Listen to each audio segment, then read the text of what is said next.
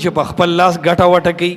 عالم هغې ته وایي چې زمینداري کولی شي، عالم هغې ته وایي چې بلچه او کوداله چلولی شي. تشه کوپاتا تک سپین مولا چې کاټن یې اچولي واسکټ براغ کی په خبره پوهېږي که نه، بس مخامخ جیب کې مسواک ایښي او برېت یې ویښ کې والي موټر وی دې جوړه کړي.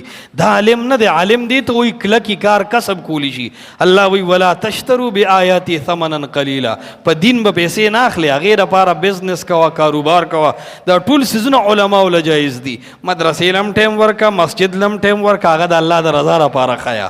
او لږه غونده کې دنیا ګټه، بس په هغې باندې خپله ګزاره کوه.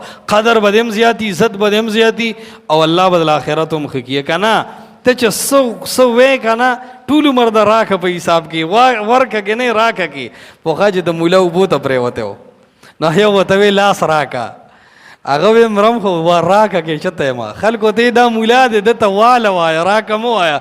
هغه کس ورته وی لاس واله، چې واله جوړ راټوپې کو نه چې ځان وجنې، خو راکه سره نه عادت، واله سره عادت. نو مولا او عالم دې ته وایي چې صرف راکه نه، خپل هم د الله لار کې خرچ کوه.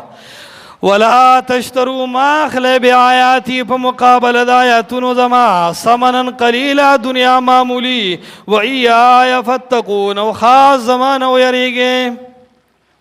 یا بنی اسرائیل ای اولاد د یعقوب علیه